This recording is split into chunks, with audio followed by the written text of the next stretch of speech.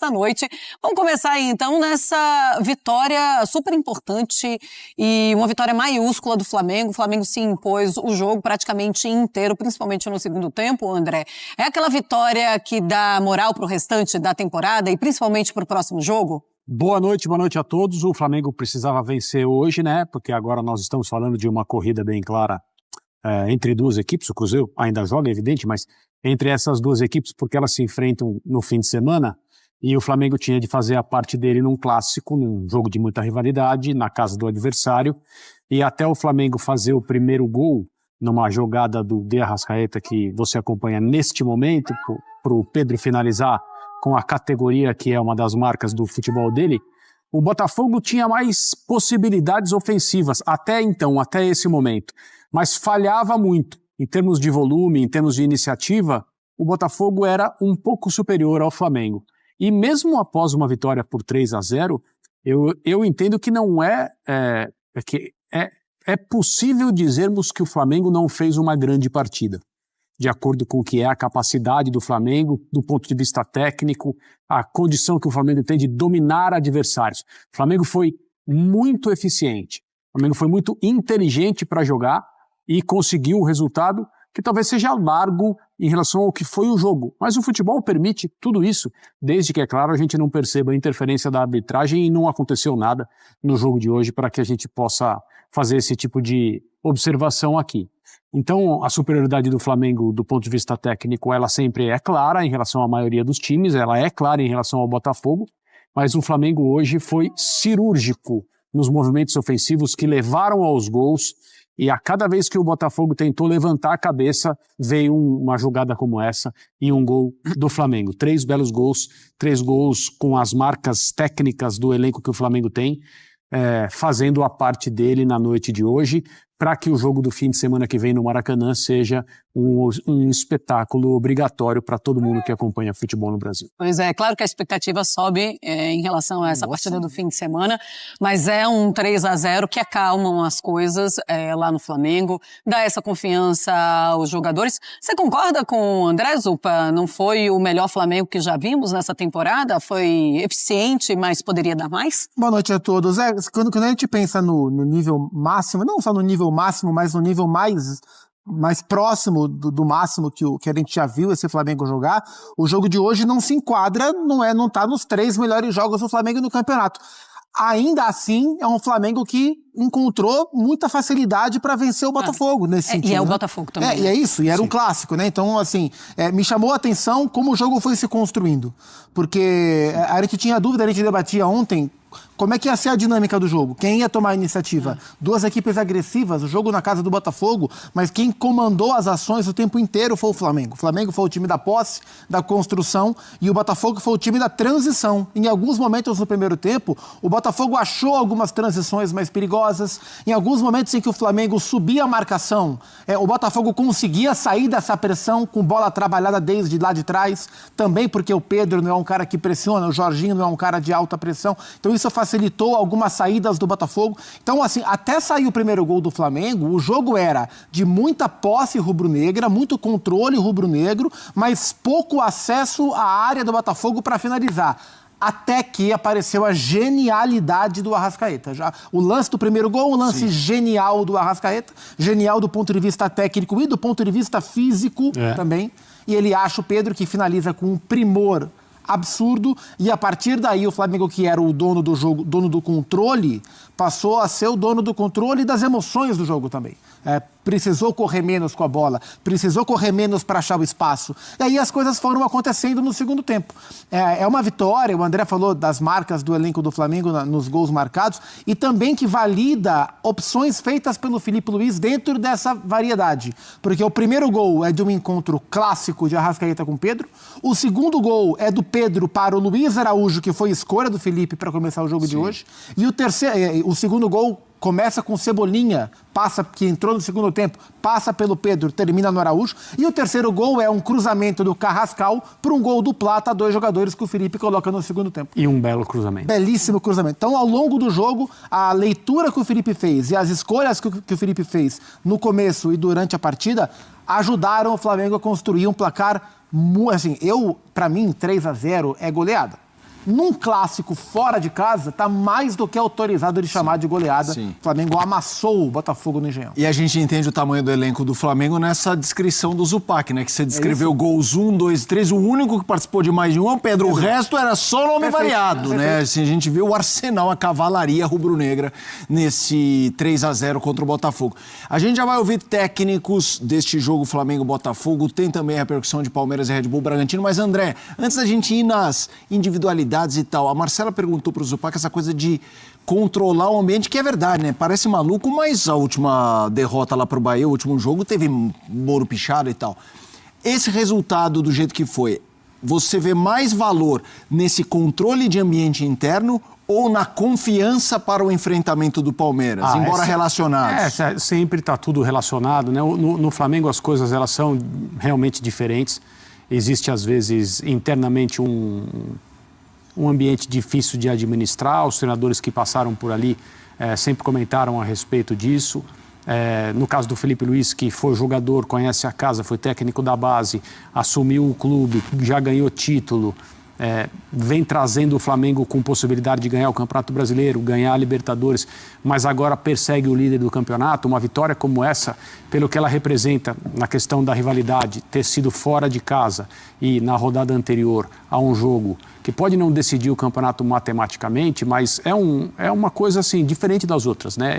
Essa visita do Palmeiras ao Maracanã, ainda mais com o Palmeiras no momento, né, na posição de líder do Campeonato Brasileiro, é um jogo daqueles que a gente circula e as duas equipes também circulam no sentido de preciso chegar a ele da melhor forma possível. Muitas coisas você planeja e não consegue executar, outras não dá para você planejar porque você tem rodadas, né? A rodada de hoje, se o Palmeiras em casa não levasse o Bragantino com a maior seriedade, talvez não fizesse o resultado que fez, que também o empolga. Daqui a pouco a gente vai poder falar sobre isso. O segundo tempo do Palmeiras hoje contra o Red Bull Bragantino foi um negócio fora do normal em relação ao que é o potencial que a gente viu até agora no Palmeiras e a noção que todo mundo tem que o Palmeiras está de fato se acertando.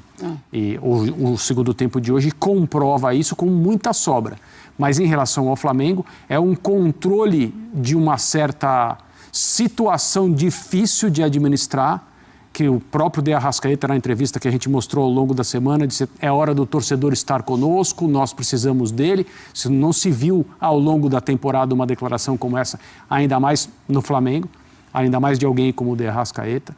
E um 3-0 no Engenhão contra o Botafogo é capaz de fazer maravilhas nesse aspecto. Não só pela pontuação, mas também por isso. Ô Zupa, pensando nessa partida, pensando nos próximos jogos também para esse Flamengo, esse é o tipo de jogo assim que pode mudar o time, pode mudar a maneira como o Felipe Luiz olha para os seus jogadores titulares. E eu falo isso também pensando no Pedro, né? Ele dá assistência, ele faz gol. Ele pode voltar a ser titular depois de uma partida como essa? O Pedro tem mostrado pro Felipe nos últimos jogos que as questões que levaram o Felipe a preterir o Pedro em outras partidas, elas têm ficado menores, né? Assim, ainda depende de jogo a jogo, existem características de jogo que levam o Felipe a optar pelo Plata ou pelo próprio Bruno Henrique, mas os argumentos que validam as escolhas do Felipe quando ele não coloca o Pedro, eles são cada vez menores. Porque, Sim. de fato, o Pedro... Porque, assim, o Pedro não é um cara que vai pressionar como o Felipe quer que pressiona. Para o Pedro convencer o Felipe que vale a pena tê-lo em campo, mesmo sem essa característica, ele tem só uma forma de convencer. Sacando o gol. E ele não estava fazendo isso no momento em que, de fato, o Felipe o tirou da equipe. E ele tem feito isso após.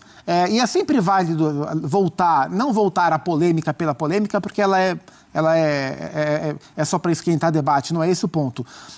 E o Felipe foi criticado por muita gente, eu entendo as críticas, embora eu pense diferente, mas eu entendo, no instante em que ele verbalizou tudo que ele verbalizou em relação ao Pedro, o que não é comum, ainda mais para um jogador desse tamanho. Mas o Felipe fez muito bem para o Pedro. O Felipe ajudou o Pedro. Essa crise que os dois tiveram foi um divisor de águas na temporada do Pedro. E eu tenho, assim, embora não viva o ambiente do Flamengo, mas no nível de observação que a gente tem, eu tenho a clara impressão de que o Felipe ajudou demais o Pedro, alertando, mexendo com ele, sendo duro quando tinha que ser, rompendo alguns limites quando tinha que romper, porque o Pedro cresce na temporada. O gol que ele fez hoje, o gol e a assistência, Sim. o gol foi... ele tá acostumado a fazer isso Sim, na carreira. sim, né? Mas a tranquilidade que ele faz, o gol que ele fez, é absurdo, né? A cavadinha que ele dá pro Luiz Araújo. Então, com os gols, o Pedro tá mostrando pro Felipe que às vezes dá para abrir mão da característica de ter um ataque mais pressionante possível. Sim. Ele é um cara que faz diferença. Tem uma questão nessa história, André. Quando o Felipe Luiz fala daquele jeito, ele também encerrou qualquer debate, né? Tanto que a história não se prolongou. Até a imprensa, a gente não tinha mais o que perguntar. Ele secou o arroz em uma só, é verdade, de forma hard, mas é isso, mas acabou. Que demorou até, né? Talvez. É. Né? Sim. Quando veio de uma vez. Isso. Mas teve um jogo que eu não me lembro se foi contra o Vitória, goleada, ou aquele que contra o Inter, que ele faz um gol também, que o Felipe Luiz fala, o Pedro é o atacante que eu conheço que tem a maior frieza na frente do gol. Assim, o jeito dele finalizar o gol de hoje tem um pouco disso também, ele posiciona o corpo. É um slow motion baseado na tranquilidade, na paz de espírito quando outros bambeiam, né? Ele tem essa capacidade. É um passe para a rede, né? Isso. Os argentinos dizem isso, ele raramente bate na bola com força. Quando ele bate com força é porque ele entende que é necessário, porque senão ele não faria o gol. Quando ele sabe que ele vai fazer o gol, e ele muitas vezes sabe, esse gol contra o Internacional, acho que foi contra o Internacional, sim. A bola rente à trave, ele já sabe que vai ser gol. Então ele só faz aquilo que é necessário para que isso se torne verdade. E alguns jogadores muito bons tecnicamente são assim, né? Você percebe na maneira como dominam a bola, como fazem um passe, como colocam o corpo para receber um passe. O Pedro é um desses jogadores. Tecnicamente ele é muito, muito, muito talentoso. Mas é muito talentoso. O gol que ele fez naquele 8-0 com o elástico dentro da área, a gente comentou sobre isso aqui, naquele dia tinha tanta coisa para falar, mas é um gol de uma habilidade incomum que você não encontra em muitos jogadores. E ele é um cara que faz gols de todos os jeitos, até mesmo em situações de puro oportunismo, porque ele se posiciona muito bem dentro da área e às vezes para ele a bola sobra, né? Às vezes bate nele e entra, mas você percebe o refinamento técnico que ele tem, e no elenco do Flamengo ele tem companhia, outros jogadores, o cara que deu o passe para o primeiro gol para ele, o De Arrascaeta, é um jogador assim também, e você percebe nas coisas mais simples dentro do campo, às vezes no jeito de dominar uma bola, que tecnicamente a coisa é diferente com alguns jogadores de futebol. E ele é um desses. Temos os números do Pedro jogando pelo Flamengo, quando ele começa como titular, na reserva também. Vamos colocar para os fãs de esportes? Bote aí. Porque é aquela frieza dos números, mas também não deixa de ser argumento para o Felipe Luiz colocá-lo como titular ou ele voltar a ser titular. Olha o Flamengo com o Pedro como titular e saindo do banco de reservas, tá? Disso depois do Mundial. De titular, 13 jogos com 9 vitórias, 1 empate e 3 derrotas, um aproveitamento de 71,8%, com 7 gols do Pedro. Ele saindo do banco, são 5 jogos com 3 vitórias e 2 empates, não tem derrota, o aproveitamento um pouquinho melhor, né, de 73,3%, mas ele faz muito menos gols, Upa. 2. Eu fico pensando aqui qual vai ser a estratégia do Felipe para domingo. Do ponto de vista tático e também entender o momento, assim, acho que neste momento eu não tiraria o Pedro do time, né, e acho que o Felipe mesmo jogando contra o Palmeiras com o Flaco, com o Vitor Roque. Exatamente pelo que o Flamengo tem que fazer no jogo. O Flamengo tem que tomar a iniciativa do jogo, o Flamengo tem que buscar vencer esse jogo de qualquer forma, o Flamengo tem que ir para cima e a tendência é que ele vá para cima. E para isso, ter um cara como o Pedro incomodando os zagueiros do Palmeiras, né? E o Gustavo Gomes volta, o Murilo, não sei se vai jogar o Fux ou se vai jogar o Aníbal Moreno, voltando às vezes como terceiro zagueiro, e respeitando o momento do Pedro, assim, sinceramente, eu acho que pro que o jogo de domingo vale e pro momento que o Pedro tá vivendo, acho que não dá para tirar. E talvez o Felipe pense da mesma maneira. Sim. Se eu tivesse que cravar aqui, dar o meu palpite, eu daria o palpite que o Pedro vai jogar contra o Palmeiras e concordo, e eu também no lugar do Felipe escalaria. E acho que vai ser perguntado, né? Vai. Eu tô louca para ouvir. Eu também. Vai ser perguntado, mas não vai ser respondido. Não, pode ser. A gente pode tirar algumas dicas. Eu te antecipo a resposta. O Felipe vai falar, hoje vai dar uma... aquele pigarrinho, hoje só consegui pensar no Botafogo. A partir de amanhã, vamos começar a trabalhar o jogo do Palmeiras. E aí não tem mais entrevista, então isso que ele vai dizer. Só depois do jogo. E ele tá certíssimo em dizer isso, inclusive. E você, André? Você não pode fugir dessa. Eu não fugirei. Eu acho que ele vai escalar o Pedro, sim, ele vai aproveitar esse momento. mas é claro que as decisões do Felipe, a gente tem observado isso, especialmente em relação à escolha do seu atacante, aquela coisa de ou Pedro ou Bruno Henrique, né? Conforme o local do jogo, conforme o adversário, é aquilo que o Flamengo tem que fazer. Eu vou me arriscar até um pouco mais aqui, eu acho que dá pra gente dizer hoje como o Palmeiras vai jogar em termos de comportamento. O Palmeiras vai fazer o seguinte, ele vai tentar ganhar o jogo se isso for escancaradamente possível. Ele não vai arriscar perder o jogo para ganhar o jogo, porque o Palmeiras pode sair do Maracanã com um empate, as coisas estarão iguais e não é necessário correr riscos. E o Abel é este treinador. O Abel, ele raramente corre riscos que ele não tem que correr.